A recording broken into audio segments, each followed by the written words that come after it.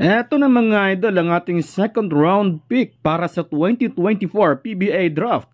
Disclaimer lang mga idol, partial and official pa lamang naman ito. Ito'y base lamang sa scouting report.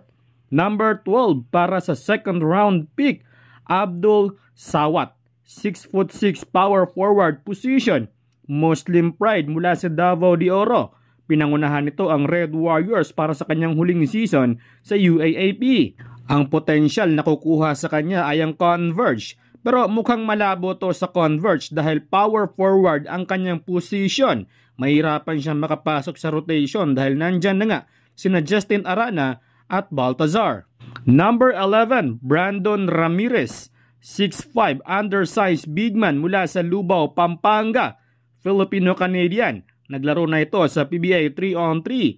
Projected team na kukuha sa kanya ay etong ang Barangay Ginebra. Well, alam naman natin na mahilig si Coach Tim Con sa mga big man kaya pwedeng-pwede ito. Lalo pa at tumatanda na rin si Japit Aguilar. Number 10, Jared Brown, 5'10", full arm guard. Dating naglaro sa Ateneo Blue Eagles. Umalis ito sa Ateneo upang pasukin ng professional league. Nag-average nga ito ng almost 10 points, 2.3 assists at 1.7 rebounds per game. Projected team na kukuha sa kanya ay ang Meralco Bolts. Number 9, Kurt Rayson. Naglaro ito sa Letran sa NCAA at naglaro na rin ito sa MPBL para sa Pampanga Giant Lanterns. Projected team na kukuha sa kanya ay ang Converge. Number 8, James Spencer, 6'4" athletic player. Currently naglaro ito sa Australia. Huli ito naglaro noon sa UAAP para sa UP Fighting Maroons. Projected team na kukuha sa kanya ay ang Rain or Shine. Number 7, CJ Payawal. Last year pa to nasa scouting report ng PBA, ngunit di nga ito nagpapadraft. Isa itong matangkad na wing player. Projected team na kukuha sa kanya ay ang Converge.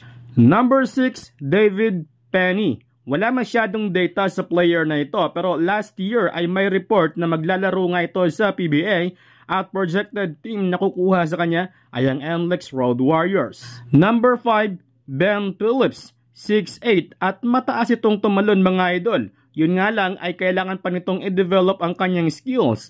Projected team na kukuha sa kanya ay ang Barangay Ginebra. Number 4, Taylor Statham. Medyo may edad na ang player na ito pero malaking bagay pa rin sa kanya ang height at pagiging scorer nito.